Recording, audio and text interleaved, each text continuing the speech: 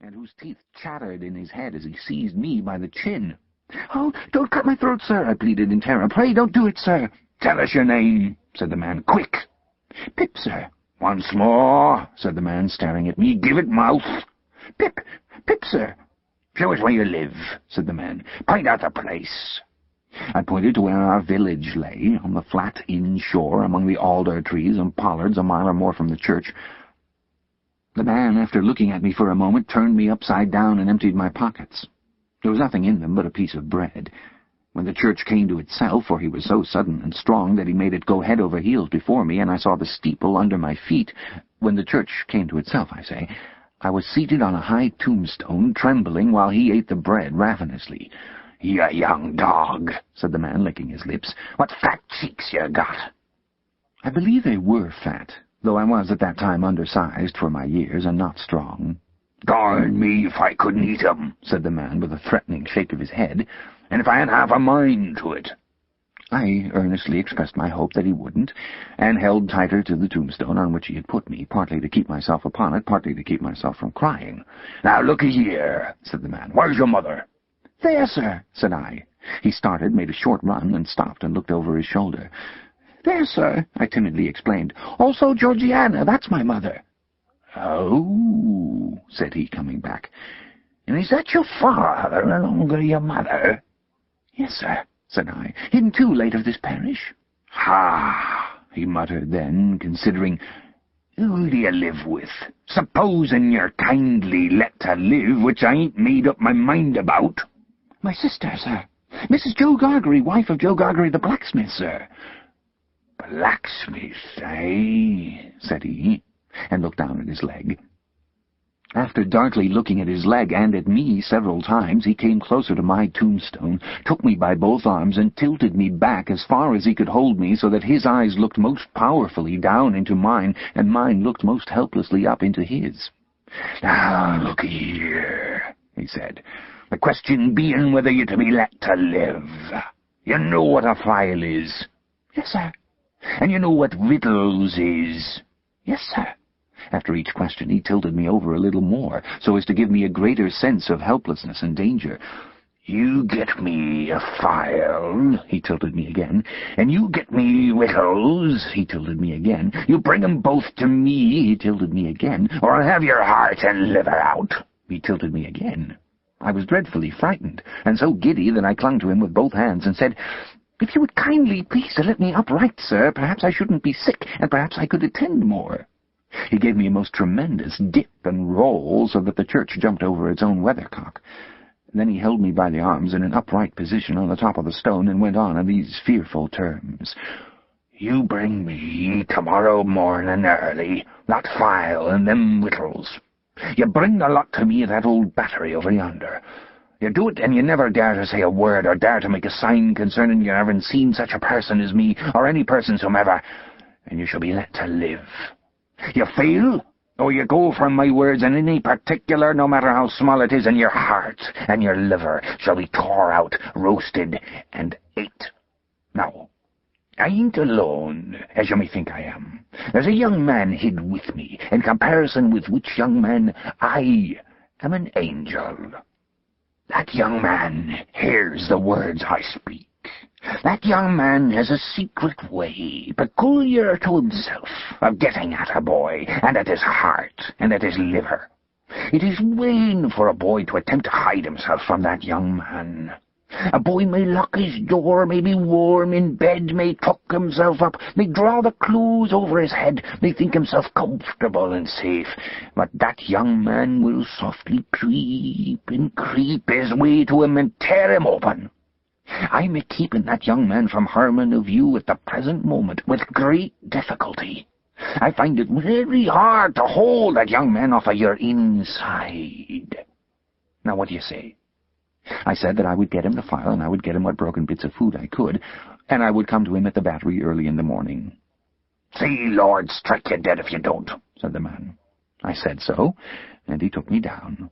"Now," he pursued, "you remember what you've undertook, and you remember that young man, and you get home." "Good night, sir," I faltered. "Much of that," said he, glancing about him over the cold, wet flat. I wish I was a frog, or an eel." At the same time he hugged his shuddering body in both his arms, clasping himself as if to hold himself together, and limped toward the low church wall. As I saw him go, picking his way among the nettles and among the brambles that bound the green mounds, he looked in my young eyes as if he were eluding the hands of the dead people, stretching up cautiously out of their graves to get a twist upon his ankle and pull him in. When he came to the low church wall, he got over it like a man whose legs were numbed and stiff, and then turned round to look for me. When I saw him turning, I set my face towards home, and I made the best use of my legs. But presently I looked over my shoulder and saw him going on again towards the river, still hugging himself in both arms and picking his way with his sore feet among the great stones dropped into the marshes here and there for stepping places when the rains were heavy or the tide was in. The marshes were just a long, black horizontal line then, as I stopped to look after him, and the river was just another horizontal line, not nearly so broad nor yet so black. And the sky was just a row of long, angry red lines and dense black lines intermixed. On the edge of the river I could faintly make out the only two black things in all the prospect that seemed to be standing upright. One of these was the beacon by which the sailors steered, like an unhooped cask upon a pole, an ugly thing when you were near it. The other a gibbet, with some chains hanging to it which had once held a pirate. The man was limping on towards this latter as if he were the pirate come to life and come down and going back to hook himself up again. It gave me a terrible turn when I thought so, and as I saw the cattle lifting their heads to gaze after him, I wondered whether they thought so too. I looked all round for the horrible young man and could see no signs of him, but now I was frightened again and ran home without stopping. Chapter 2. My sister, Mrs. Jo Gargery, was more than 20 years older than I, and had established a great reputation with herself and the neighbors because she had brought me up by hand, having at that time to find out for myself what the expression meant, and knowing her to have a hard and heavy hand, and to be much in the habit of laying it upon her husband as well as upon me, I suppose that Jo Gargery and I were both brought up by hand. She was not a good-looking woman, my sister, and I had a general impression that she must have made Jo Gargery marry her by hand.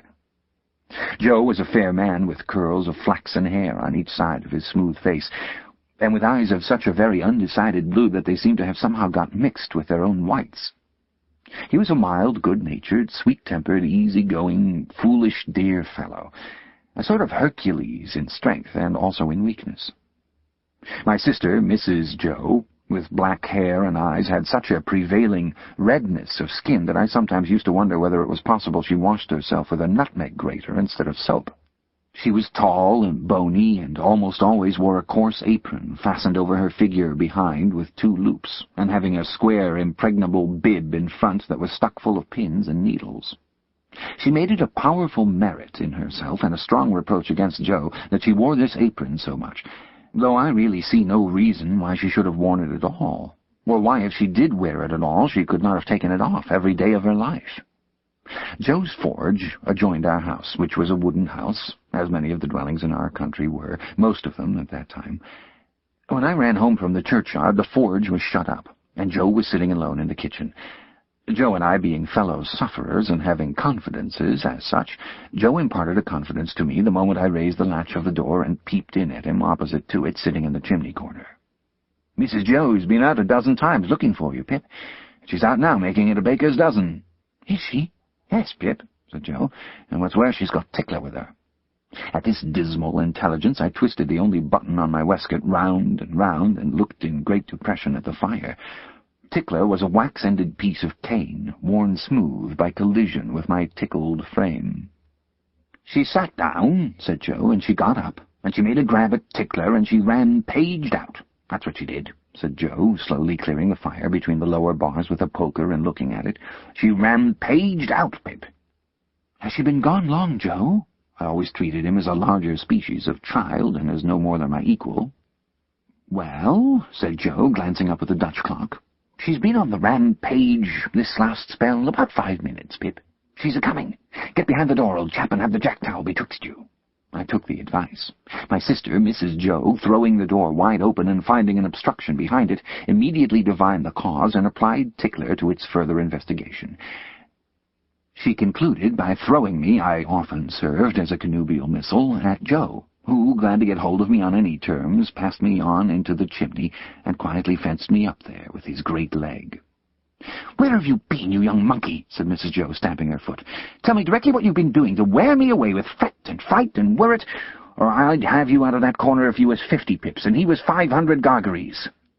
"I have only been to the churchyard," said I from my stool, crying and rubbing myself. "Churchyard?" repeated my sister. "If it weren't for me, you'd have been to the churchyard long ago and stayed there. Who brought you up by hand?" "You did," said I. "And why did I do it, I should like to know?" exclaimed my sister. I whimpered, "I don't know." "I don't," said my sister. "I'd never do it again. I know that. I may truly say I've never had this apron of mine off since born you were. It's bad enough to be a blacksmith's wife and him a gargery without being your mother." My thoughts strayed from that question as I looked disconsolately at the fire. For the fugitive out on the marshes with the iron leg, the mysterious young man, the file, the food, and the dreadful pledge I was under to commit a larceny on those sheltering premises rose before me in the avenging coals. "Ha!" said Mrs. Joe, restoring Tickler to his station. "Churchyard, indeed! You may well say churchyard, you two." One of us, by the by, had not said it at all. "You'll drive me to the churchyard betwixt you one of these days, and oh, a precious pair you'll be without me." As she applied herself to set the tea-things, Joe peeped down at me over his leg as if he were mentally casting me and himself up, and calculating what kind of a pair we practically should make under the grievous circumstances foreshadowed. After that he sat, feeling his right side flaxen curls and whisker, and following Mrs. Joe about with his blue eyes, as his manner always was at squally times. My sister had a trenchant way of cutting our bread and butter for us that never varied. First, with her left hand, she jammed the loaf hard and fast against her bib, where it sometimes got a pin into it, and sometimes a needle, which we afterwards got into our mouths. Then she took some butter, not too much, on a knife, and spread it on the loaf in an apothecary kind of way, as if she were making a plaster, using both sides of the knife with a slapping dexterity, and trimming and moulding the butter off round the crust. Then she gave the knife a final, smart wipe on the edge of the plaster, and then sawed a very thick round off the loaf, which she finally, before separating from the loaf, hewed into 2 halves, of which Joe got one and I the other. On the present occasion, though I was hungry, I dared not eat my slice. I felt that I must have something in reserve for my dreadful acquaintance and his ally, the still more dreadful young man. I knew Mrs. Joe's housekeeping to be of the strictest kind, and that my larcenous researchers might find nothing available in the safe. Therefore I resolved to put my hunk of bread and butter down the leg of my trousers. The effort of resolution necessary to the achievement of this purpose I found to be quite awful. It was as if I had to make up my mind to leap from the top of a high house, or plunge into a great depth of water, and it was made the more difficult by the unconscious Joe. In our already mentioned Freemasonry as fellow-sufferers, and in his good-natured companionship with me, it was our evening habit to compare the way we bit through our slices by silently holding them up to each other's admiration now and then, which stimulated us to new exertions. Tonight, Joe several times invited me, by the display of his fast-diminishing slice, to enter upon our usual friendly competition. But he found me each time with my yellow mug of tea on one knee and my untouched bread and butter on the other. At last I desperately considered that the thing I contemplated must be done, and that it had best be done in the least improbable manner consistent with the circumstances. I took advantage of a moment when Joe had just looked at me and got my bread and butter down my leg. Joe was evidently made uncomfortable by what he supposed to be my loss of appetite, and took a thoughtful bite out of his slice which he didn't seem to enjoy. He turned it about in his mouth much longer than usual, pondering over it a good deal, and after all gulped it down like a pill. He was about to take another bite, and had just got his head on one side for a good purchase on it, when his eye fell on me, and he saw that my bread and butter was gone. The wonder and consternation with which Joe stopped on the threshold of his bite and stared at me were too evident to escape my sister's observation. "What's the matter now?" said she smartly as she put down her cup. "I say, you know," muttered Joe, shaking his head at me in a very serious remonstrance, "Pip, old chap, you'll do yourself a mischief. It'll stick somewhere. You can't have chawed it, Pip." "What's the matter now?" repeated my sister more sharply than before.